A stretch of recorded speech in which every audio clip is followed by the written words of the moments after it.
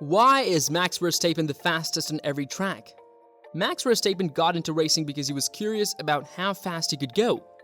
Verstappen's journey to becoming one of the best drivers in the world began with the simple idea of driving a go-kart rather than a car and pushing it as far and as quickly as it could go. Welcome back, everyone. In today's video, we will be discussing why Max is the fastest on every track. Don't forget to subscribe to our channel. One of the main advantages that provide Max a competitive edge on the grid, aside from his personality, talent, and aptitude in Formula 1, is the support he receives from Red Bull through the RBAI car. Given the impending rule changes in Formula 1, it will be interesting to see which team has made the most significant progress with the new vehicles for 2022. The best design is found in Red Bull Racing, led by master designer Adrian Newey. Red Bull is superior. The chassis and aerodynamics, two areas where elite designers excel, have undergone the most substantial changes. His creations frequently flourish in the narrow spaces of courses, enabling them to compete with Mercedes' superior horsepower. In favor of a flatter design, experts predict Red Bull will have to abandon their high-rank approach. They think that 75% and 85% of the performance is due to this area of the floor and the rear axle. The new automobiles for 2022 were predicted to be 3 to 5 seconds slower at the beginning of the year. According to rumors, the new Red Bull racing car was faster in the simulator than in 2021.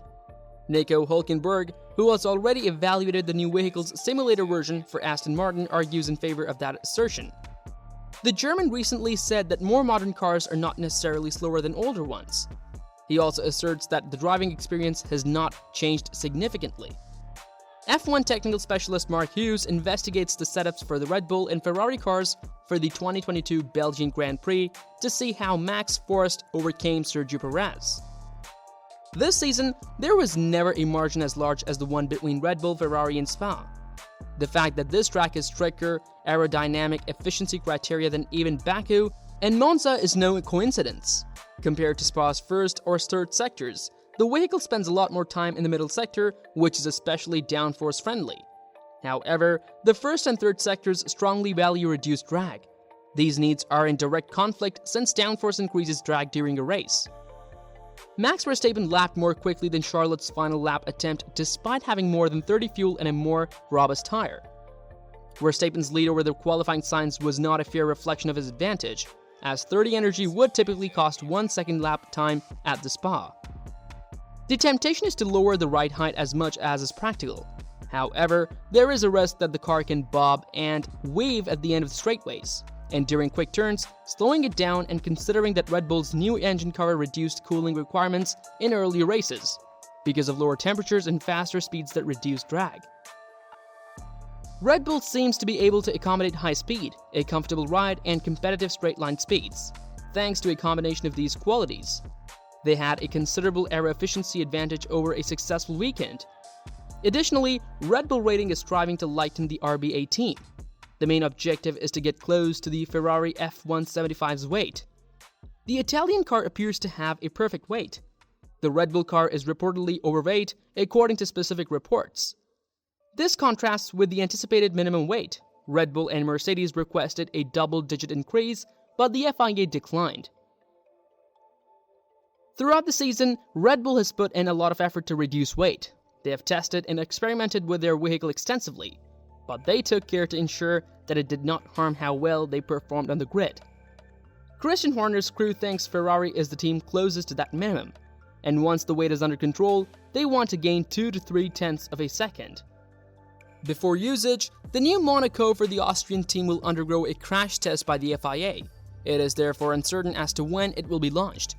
The adjustments will result in higher costs. There would need to be the creation of 3 new chassis, each costing €2 million. A budget limit must also be considered, yet investing is still possible thanks to the inflation deduction. How Red Bull will make money doing this, though, is a mystery. Additionally, the FIA makes it challenging for Red Bull to stop supporting the RBA team. Starting with the Belgian Grand Prix, the FIA technical team will pay closer attention to the flooring's flexibility. This might prevent Ferrari and the Austrian racing team from illuminating the car. Max Verstappen is vying for back-to-back Formula 1 championships, which almost probably means that specific groups will have to carry more weight due to the more substantial bottom. It's one of the best leads we have seen in a while, if not the best. The Red Bull consultant claims that the Dutchman's accomplishment is made all the more remarkable by having to compete against a better Ferrari than Vettel did. In 2010, we won the first title with Sebastian Vettel in the last race. In 2011, defending the title was more of a walkthrough. In the case of Max, the comparison with 2010 is a little correct, but you can't compare 2011 and 2022, he told Bild. Max can just soar above anything. The track in Belgium suited our car right from the start, but that is and was not always the case. In 2011, Ferrari wasn't as strong an opponent as it is now. They had Fernando Alonso, but not such a good car. This year, Ferrari had some technical issues and made some strategy decisions that played into our hands. But in terms of pure speed, unlike in 2011, they're basically on par with us. But we have Max. Marco then claimed that Verstappen was the team's fastest ever driver, even better than Vettel, explaining why he said Max doesn't need a build-up phase to be at the limit right away. He can go full throttle immediately. That's just the unbelievable natural talent and the resulting excessive basic speed. In addition, there is fantastic vehicle control, especially at the limit. That's why I compared him to Ayrton Senna in his early years. I didn't just make friends that way. My good friend Gerhard Berger wrote to me at the time that the comparison would be far-fetched. Today, he no longer contradicts when Max is compared to Senna. And in a scary prospect for the rest of the grid, the Austrian thinks the defending champion can reach even greater heights. Marco continued, he is still a long way from reaching his performance limit. He is still in a learning phase, even if it sounds unbelievable. Max will be even better in the future, Jenson Button also said. Previously to this year, he made some mistakes as you would expect from a young driver. But now, he's doing such a fantastic job, I really do think he's very special. What are your thoughts over Max for being the fastest racer? Please let us know your thoughts in the comment section below. Don't forget to like and share this video. We will be back soon with another informative video. Until next time.